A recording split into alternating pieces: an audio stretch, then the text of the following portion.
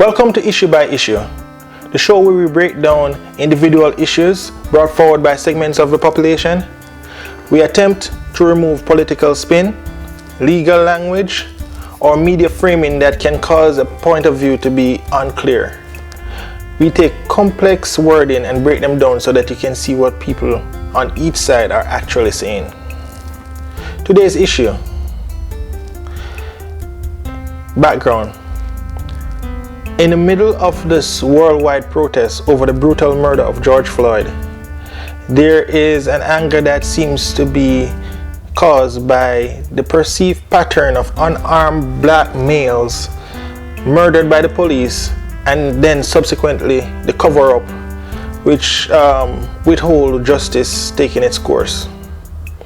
Opposition to the outrage points out that there is a particular case which they say shows the hypocrisy of the left.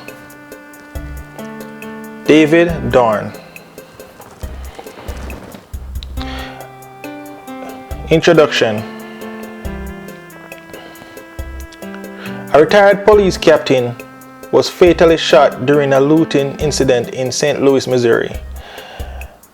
According to the St. Louis police, the officer, David Dorn, age 77, was killed while responding to an alarm at a pawn shop overnight on Monday, June 1st. David Dorn worked with the St. Louis Police Department for 38 years. The looters were captured on security camera with their faces partially concealed. At least two of them were brandishing a firearm. An investigation is taking place, but they're currently unidentified. So, the issue brought forward by the right is lack or perceived lack of outrage in the black community. This is a case by the right. The right says Black Lives Matter does not care about this case because this was a black cop murdered by a black assailants. He was a black man, a family man, a good man. Black Lives Matter, but not to looters, rioters, and agitators. Shall we blame this on systemic racism? Who shot him? Who knows? A stranger? Maybe Seth Rogen or Patton Oswalt. This country ought to remember Dorn, who represents the best of America. Instead, his name has been shoved down the memory hole. The media would like him. Black Lives Matter would only get upset if it was a white cop that killed a black man. But since this does not fit their narrative, they will not protest about this murder like they did with the George Floyd murder. No one gives a shit about him, but George Floyd, a fucking drunk who tried to defraud a liquor store, gets killed, and you guys are up in arms. But a good man who protected his community, nobody cares about that guy. Screw him. He doesn't fit the narrative, see? David Dorn, if you didn't know, because the national media didn't cover it, because it doesn't fit the effect, it doesn't go with their agenda. Like I said, starting Black Lives Matter. If it's a black and a black, it don't matter though, apparently.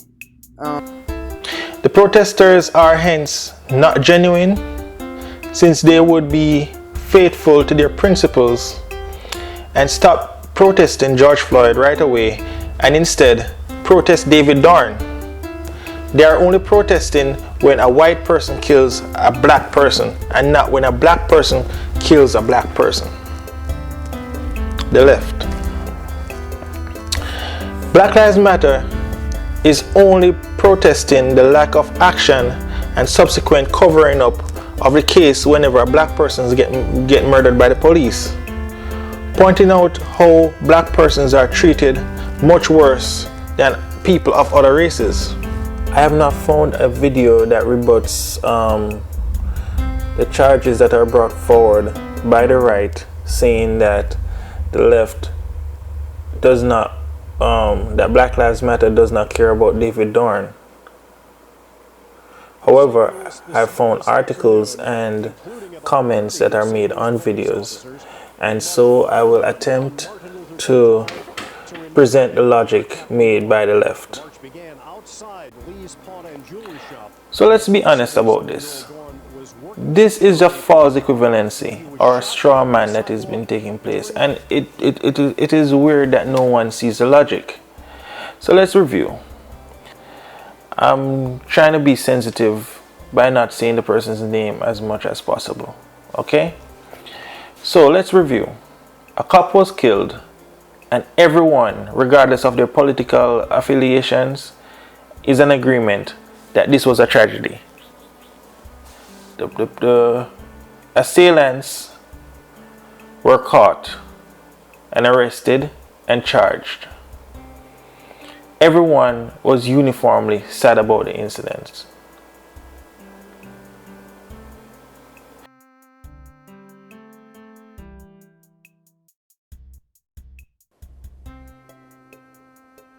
Yeah, I mean, it's horrific.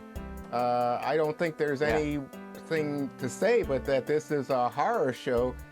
You know, it's and the idea of the social media, and even I think somebody was saying, you know, hang in there, you know, OG, like old gangster, you know, like someone was trying. But to me, I'm just glad that it was removed because it's a human being. And so the people who did this, Greg, should be prosecuted to the fullest extent of the law. As criminals and having taken a good man's life. I don't think there's any way to get around that. Now, let me say, I do have another viewpoint on this, which is that, you know, we're discussing his death, but we didn't discuss something like Breonna Taylor, the woman who was 26-year-old, shot 8 times in her bed as police execute a no-knock warrant and just rush into her house. It turned out to be the wrong house, but they killed this 26-year-old in her bed. And we don't talk about it, and I think that for lots of people, this amounts then to selective moral outrage. You know, everybody picks a case and says, well, I want to look at that one. Well, why haven't we seen more discussion, not only of Breonna Taylor? Remember, it took 2 months to have a discussion of that Georgia jogger, and if it wasn't for the video, that case might have been swept under the rug. So I think that you see a lot of peaceful demonstrators. And for the most part, peaceful demonstrators are the story here. There are looters, there are vandals, there are people like those who killed the man in St. Louis. But for most people, there's just a sense of frustration of what does it take to get justice? Do you have to have the video before someone believes you? Do you have to have international protests to get the criminal justice system to understand that people, black people, are being treated in an unjust manner?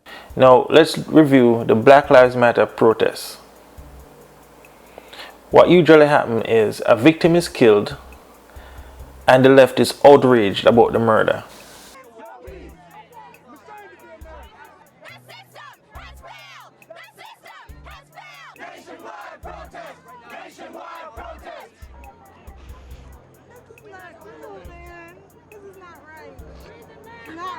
I think it's outrageous.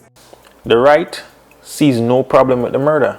People that say he was profiled, no evidence suggests that. People saying he was killed because he is black. You have activists, you have a bounty on somebody's head.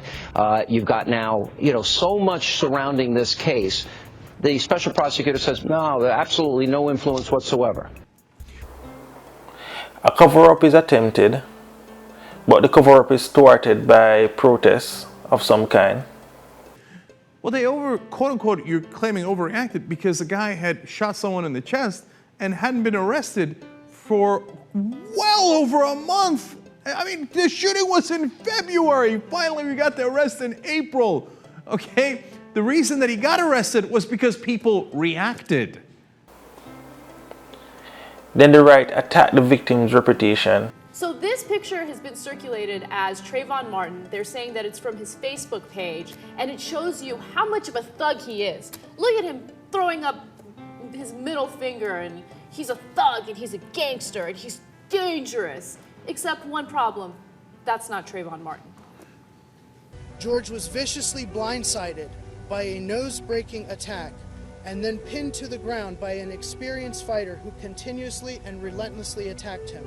Nobody knew or could fathom that his social media, the things he said on social media, or pictures of him shooting birds. I'm sure at that time that he took those pictures, he wasn't thinking, well, I'm gonna get killed, and these are gonna be the pictures in every magazine. So just public opinion of him being a thug, that's one of the biggest hypocritical lies. And then the killer gets away with the murder. And in the end, the right is happy about the outcome, and the left is upset. We, the jury, find George Zimmerman not guilty.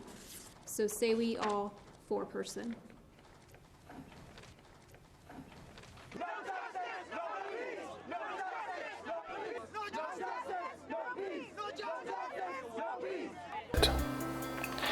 So these two situations are not the same. The cop was killed, and everybody was upset that the cop was killed. Everyone was upset. Everyone sees this as a tragedy. No one disrespects the victim. Now, an equivalency would be if so happened that the cop got killed, and then you look and you hear people saying, we don't know what happened. We didn't see it on video. The moment he got killed, we only saw right after he got killed. He got shot. Then the authority figures come out and give statements saying, you know, we need to see more video footage before we can make an assessment. We need to see what happened before the murder. Then the coroners say that he may have died from heart failure. Then the DA failed to indict the suspect, who were on camera, so there would not even be a trial. Or let's say there's gonna be a trial. The suspect gets off on self-defense, maybe some kind of stand your ground law or something of the sort, but the victim, the killers had no choice but to kill the guard who was going to shoot them or something of the sort, but they get off.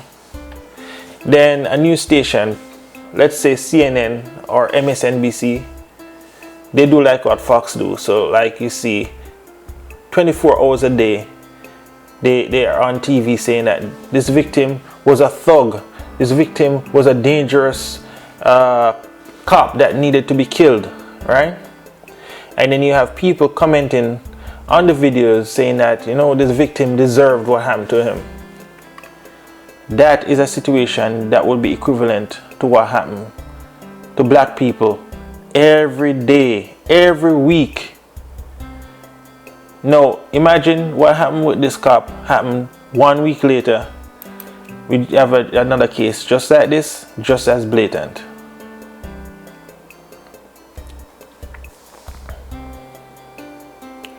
The person is killed unjustly. The person is vilified and disgraced.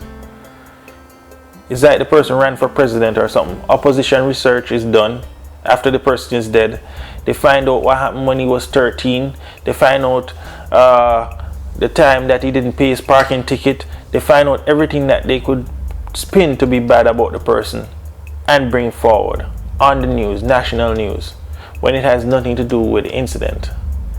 The person becomes a controversial criminal by the time the person is buried. The killer, on the other hand, is lionized, becomes a hero. The killer acted in self-defense, had good intentions, was protecting the community.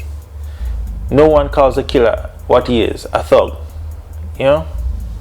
So there is a false equivalency. The George Floyd murder, we already knew who killed him, but justice was being averted until the protests.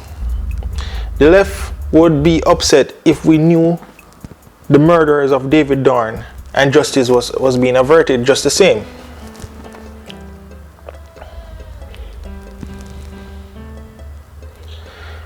In conclusion, if a bank robs you, you would be outraged and make calls and protests. If it was systematic, robbing left-handed people of all their money, then you would have mass protests against the bank systematically disadvantaging left-handed people. This may be causing the left-handed people to be poorer than the right-handed people, which may cascade into many different socio-economic problems, including health, generational wealth, college enrollment, emotional well-being, etc. This would require an intervention, protests, and legislation. Would it be understandable for right-handed people to then say that left-handed people are getting special treatment? Would a good defense of the banks be that left-handed looters are robbing left-handed people and they are not protesting since it does not match their agenda? Would a group that says do not rob left-handed people, would this group be considered a terrorist organization? That's the issue.